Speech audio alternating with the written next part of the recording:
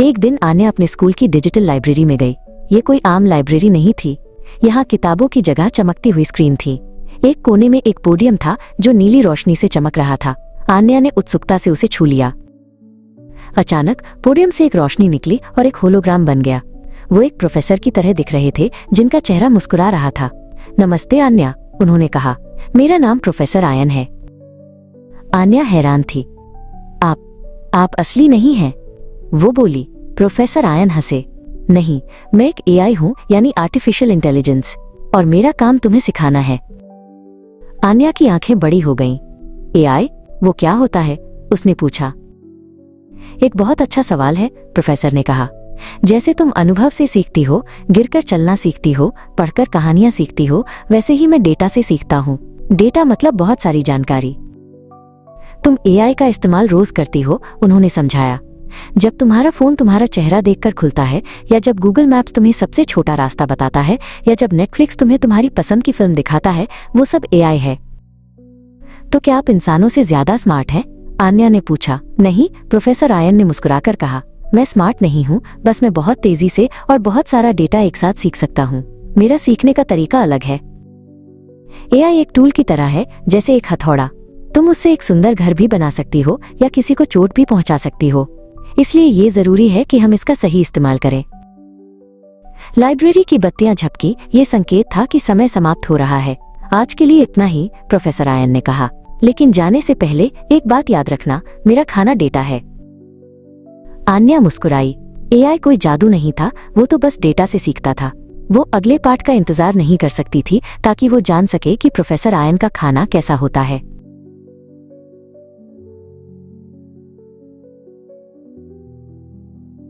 अगली सुबह आन्या फिर से डिजिटल लाइब्रेरी में थी। उसने ग्लोइंग पोडियम को टच किया और प्रोफेसर एआयन मुस्कुराते हुए सामने आ गए। तो क्या तुम मेरे खाने के बारे में जानने के लिए तैयार हो? उन्होंने पूछा। आन्या ने उत्साह से सिर हिलाया। हाँ, डेटा आपका खाना कैसे हो सकता है? प्रोफेसर एआयन बोले। जैसे तुम्हें खाना एनर्जी देता है, वैसे ही डेटा मुझे इन्फॉर्मेशन देता है।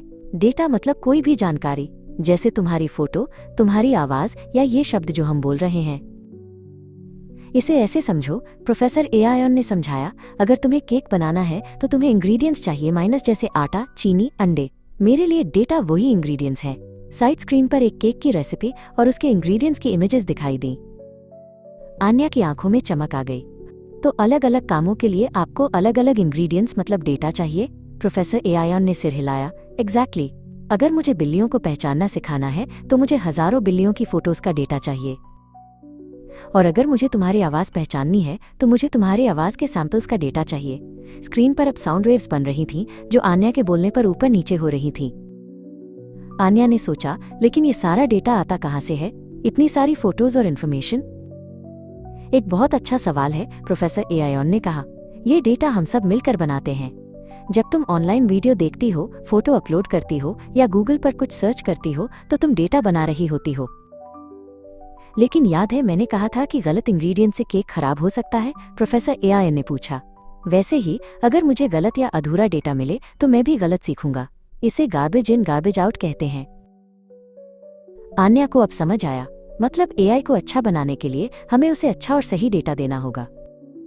बिल्कुल सही, प्रोफेसर एआयन मुस्कुराए। लाइब्रेरी की लाइट्स फिर से ब्लिंक हुई। आज का लेसन खत्म। अगली बार हम देखेंगे कि मैं इस डेटा का इस्तेमाल करके सोचता कैसे हूँ। आन्या को अब एआई एक दोस्त जैसा लगने लगा था जिसे अच्छी बातें सिखानी थी।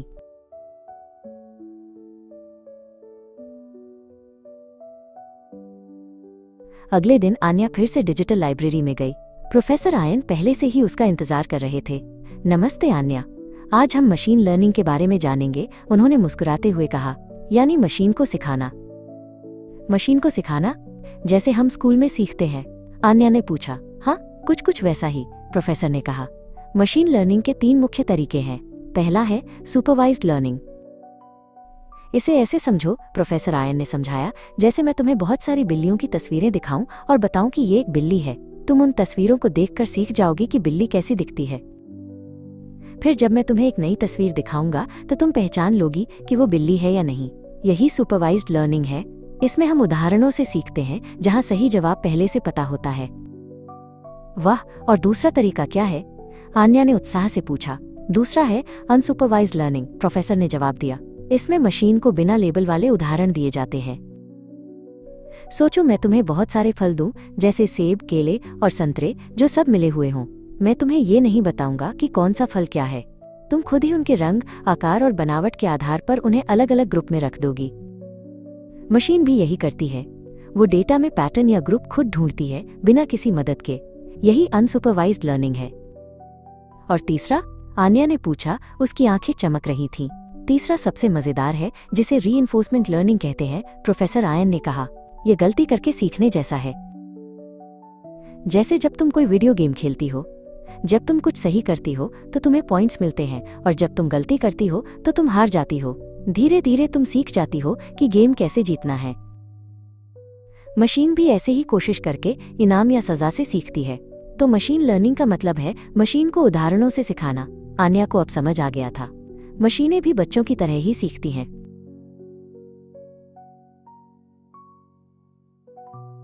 अगली क्लास शुरू हुई। लाइब्रेरी का पोडियम फिर से चमकने लगा और प्रोफेसर एआईओएन सामने आ गए। आन्या ने पूछा, गुड मॉर्निंग प्रोफेसर। आपने कहा था कि आज आप मुझे ब्रेन से इंस्पायर्ड सिस्टम सिखाएंगे। ये न्यूरल नेटवर्क्स क्या है? प्रोफेसर एआईओएन ने कहा, बहुत अच्छा सवाल आन्या। न्यूरल नेटवर्क्स या एनएनएआई का एक तरीका है जो इंसानी दिमाग से इंस्पायर्ड है। तुम्हारे दिमाग में बहुत सारे छोटे न्यूरॉन्स होते हैं। हर न्यूरॉन सिग्नल लेता है, प्रोसेस करता है और आगे पास करता है। प्रोफेसर एओन ने आगे कहा, लाखों न्यूरॉन्स मिलकर तुम्हें सोचने, देखने और डिसीजन लेने में मदद करते हैं। आन्या बोली, ओह, मतलब ये टीम वर्क जैसा है। हर न्यूरॉन अकेला छोटा काम करता है, लेकिन मिलकर बड़ा काम कर लेता है।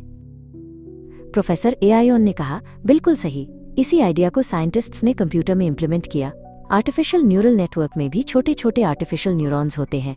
ये इनपुट लेते हैं, सिंपल कैलकुलेशन करते हैं और नेक्स्ट लेयर को पास कर देते हैं।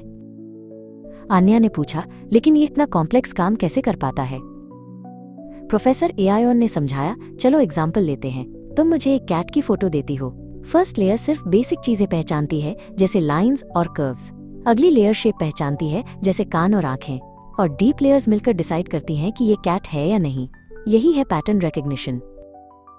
आन्या ने खुशी से कहा, वाओ, तो न्यूरल नेटवर्क्स लेयर्स में सोचते हैं, जैसे मैं पहले आउटलाइन देखती हूँ और फिर डिटेल समझती हूँ। प्रोफेसर एआईओन ने कहा, एग्जैक्टली। और जब नेटवर्क बहुत डीप होता है तो उसे कहते हैं डीप लर्निंग। जितना डीप नेटवर्क होगा उतना बेटर कॉम्प्लेक्स डेटा को समझ पाएगा। आन्या बोली, अब समझ आया कि एआई इतनी स्मार्ट क्यों होती है। न्यूरल नेटवर्क्स उसे ब्रेन की तरह सोचने में हेल्प करती है। प्रोफेसर एआईओन ने कहा, बिल्कुल, लेकिन ध्यान रखना, डीप नेटवर्क्स को सीखने के लिए बहुत ज्यादा डेटा और कंप्यूटिंग पावर चाहिए। क्लास का समय खत्म हो गया। प्रोफेसर एआईओन ने कहा, नेक्स्ट टाइम हम देखेंगे कि मैं तुम्हारी लैंग्वेज कैसे समझता हूँ। आन्या ने कहा, साउंड्स इंटरेस्टिंग। मुझे इंतजार रहेगा।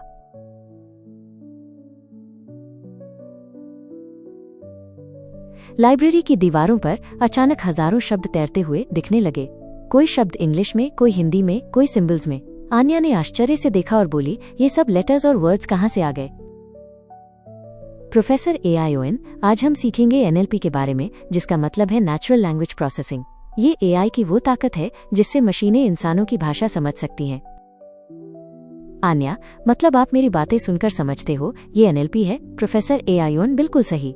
एनएलपी की वजह से मैं तुम्हारे सवाल सुन पाता हूँ, उनका मतलब समझ पाता हूँ और जवाब दे पाता हूँ। सोचो, अगर एनएलपी ना होता तो मशीनें सिर्फ नंबर्स और कोड्स ही समझती। आन्या, ओ, मतलब एनएलपी इंसानों और मशीनों के बीच पुल जैसा है। प्रोफेसर एआईओएन, एग्जैक्टली, और एनएलपी के कई मजेदार उपयोग हैं। एग्जाम्पल के लिए, जब तुम मोबाइल से बोलकर सर्च करती हो, वो एनएलपी है। जब गूगल ट्रांसलेट तुम्हें हिंदी से इंग्लिश में ट्रांसलेट करता है, वो एनएलपी है। जब कोई चैटबॉट तुमसे बात करता है, वो भी एनएलपी है। आन्या, वाह, मतलब एनएलपी तो हर जगह है। प्रोफेसर एआईओएन, हाँ, लेकिन ये आसान काम नहीं है। इंसानों की भाषा बहुत कॉम्प्लेक्स है। एक ही शब्द का कई मतलब हो सकता है, जैसे कल का मतलब यस्टरडे भी हो सकता है और टुमारो भी। आन्या, अरे हाँ, तो मशीन को कैसे पता चलता है कौन सा सही है? प्रोफेसर एआईओएन, यहीं पर आता है कॉन्टेक्स्ट।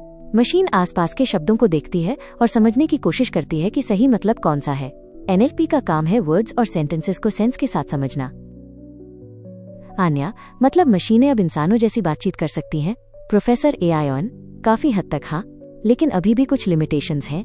कभी कभी मशीन गलत समझ भी लेती है, इसलिए एनएलपी लगातार इम्प्रूव हो रहा है। आन्या की आंखें चमक उठीं। मतलब कल को मैं एनएलपी से जापानीज या फ्रेंच भी जल्दी सीख सकती हूँ? प्रोफेसर एआईऑन, हाँ यही तो है एनएलपी का जादू।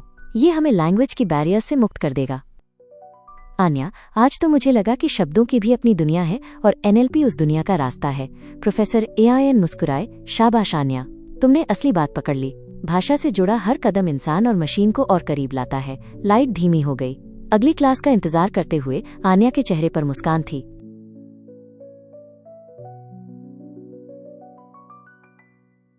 लाइब्रेरी में इस बार जैसे ही रोशनी फैली तो चारों तरफ तस्वीरें हवा में तैरने लगीं। कोई बिल्ली की, कोई कार की, कोई इंसानों की। आन्या ने हैरानी से कहा, प्रोफेसर ये सब इमेजेस हवा में कहाँ से आ गईं? प्रोफेसर एआईऑन मुस्कुराए और बोले, आज हम सीखेंगे कंप्यूटर विजन के बारे में। ये एआई की आंखें हैं। जैसे तुम अपनी आंखों से चीजें देखती हो और समझती हो, वैसे ही कंप्यूटर विजन मशीनों को देखने और समझने की ताकत देता है। आन्या, मतलब मशीन भी पहचान सकती है कि ये बिल्ली है और ये कुत्ता? प्रोफेसर एआईऑन, बिल्कुल। जब तुम कैमरा से फोटो क्लिक करती हो और मोबाइल अपने आप फेस डिटेक्ट कर लेता है, वो कंप्यूटर विजन है। जब ट्रैफिक लाइट पर लगे कैमरे गाड़ियों के नंबर प्लेट्स पढ़ते हैं, वो भी कंप्यूटर विजन है। जब सेल्फ ड्राइविंग कार खुद रास्ता पहचान कर चलती है, उसमें भी यही ताकत होती है। आन्या उत्साह से बोली, वाह, तो क्या ये मेरी स्कूल की अटेंडेंस भी कैमरा से कर सकता है? प्रोफेसर एआईऑन, हाँ बिल्कुल। फेस रिकॉग्निशन का इस्तेमाल कई स्कूल्स और ऑफिसेज में अटेंडेंस के लिए हो रहा है।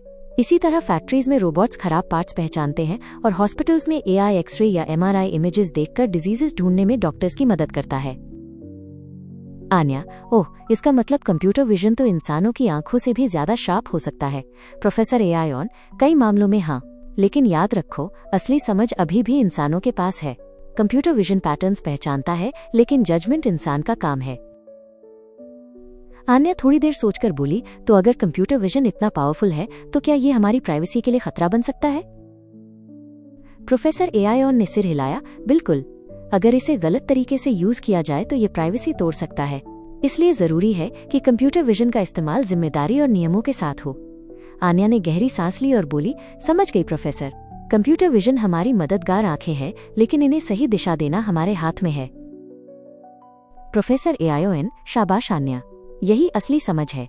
टेक्नोलॉजी तभी अच्छी है जब उसका सही इस्तेमाल हो।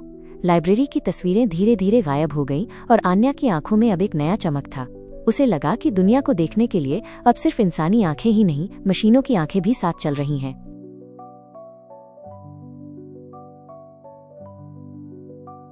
लाइब्रेरी की ब्लू लाइट चमकी और सामने आ गए प्रोफेसर एआईऑन। आन्या, प्रोफेसर आज तो कुछ मजेदार सिखाइए।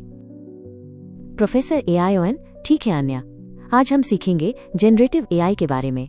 ये वो एआई है जो नई चीजें बनाता है। आन्या, नई चीजें मतलब क्या? प्रोफेसर एआईऑन, जैसे स्टोरी लिखना, सॉन्ग कंपोज करना, पोएम बनाना, पेंटिंग ड्रॉ करना या फिर वीडियो क्रिएट करना। जनरेटिव एआई तुम्हें ये सब बना कर दे सकता है। आन्या, क्या ये ड्राइंग भी बना सकता है? प्रोफेसर एआईऑन, हाँ। एग्जाम्पल लो, अगर तुम कहो एक यूनिकॉर्न बना दो जो रेनबो पर दौड़ रहा हो, तो जनरेटिव एआई तुम्हारे लिए इमेज बना देगा। साइड स्क्रीन पर इंस्टेंटली एक चमकदार यूनिकॉर्न रेनबो पर दौड़ता हुआ दिखने लगता है। आन्या, वाओ, ये तो सच में मैजिक जैसा है। प्रोफेसर एआईऑन, मैजिक नहीं है, डेटा की ताकत है। जनरेटिव एआई ने लाखों फोटोज, बुक्स और सॉन्ग्स देखकर पैटर्न सीखे हैं। फिर वो उन पैटर्न्स को मिलाकर कुछ नया जनरेट कर देता है। आन्या, मतलब ये खुद क्रिएटिव है? प्रोफेसर एआईऑन, असली क्रिएटिविटी इंसानों की होती है। एआई बस ब्लॉक्स को नए तरीके से अरेंज करता है। सोचो जैसे लेगो ब्लॉक्स वही रहते हैं, डिजाइन नया बन जाता है। आन्या, तो इससे मैं स्टोरी लिखवा सकती हूँ? प्रोफेसर एआईऑन, बिल्कुल। तुम कहो एक छोटे रोबोट और बच्चे की दोस्ती की कहानी सुनाओ और ये तुरंत स्टोरी बना देगा। स्क्रीन पर टेक्स्ट दिखता है। एक बार की बात है, एक छोटा रोबोट अकेला था, लेकिन फिर उसकी दोस्ती आरव नाम के बच्चे से हो गई। आन्या, एक्साइटेड होकर, ये तो बहुत कूल है, लेकिन क्या ये डेंजरस भी हो सकता है? प्रोफेसर एआईऑन, हाँ, अगर लोग गलत यूज करें तो। जेनरेटिव एआई वही बनाता है जो इंसान उससे मांगते हैं। अगर कोई गलत चीज पूछेगा तो रिजल्ट भी वैसा ही आएगा। इसलिए हमें इसे स्मार्टली और रिस्पॉन्सिबली यूज करना चाहिए। आन्या, समझ गई। एआई हमारा अच्छा दोस्त तभी है जब हम इसे अच्छे कामों के लिए इस्तेमाल करें। Professor AI on, exactly. याद रखो, जनरेटिव एआई एक पावरफुल टूल है। जैसे पेंसिल, उससे तुम ब्यूटीफुल ड्राइंग भी बना सकती हो और कुछ गलत भी लिख सकती हो। सब तुम्हारे हाथ में है। आन्या, अब तो मैं घर जाकर एक जनरेटिव एआई ऐप जरूर ट्राई करूंगी। Professor AI on? Great. Next chapter में हम सीखेंगे रोबोटिक्स के बारे में। लाइब्रेरी की लाइट धीरे धीरे फेड हो गई। आन्या के चेहरे पर एक्साइटमेंट थी। अब उसे पता था एआई सिर्फ सिखाता ही नहीं बल्कि क्रिएट करना भी सिखाता है।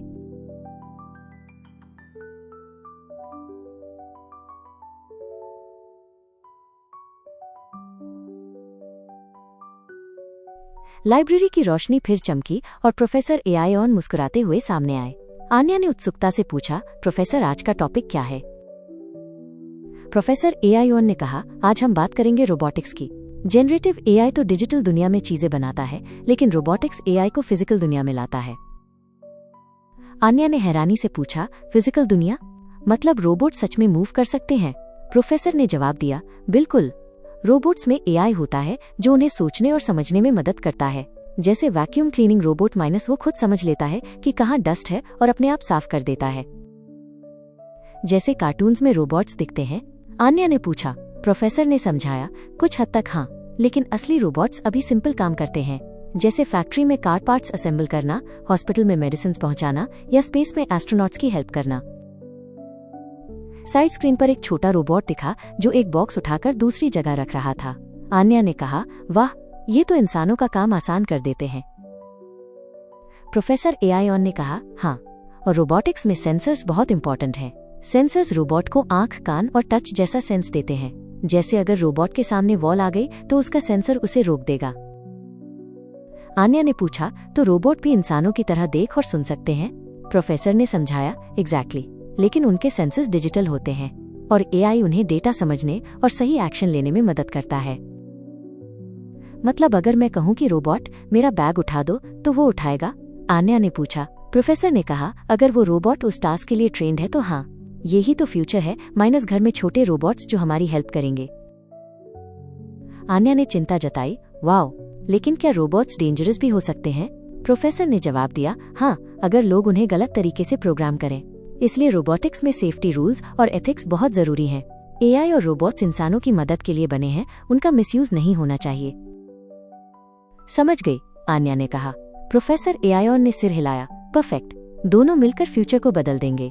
लाइब्रेरी की रोशनी धीरे धीरे फीकी हुई। आन्या सोच रही थी, माइनस क्या एक दिन उसका अपना पर्सनल रोबोट होगा जो उसका दोस्त बनेगा।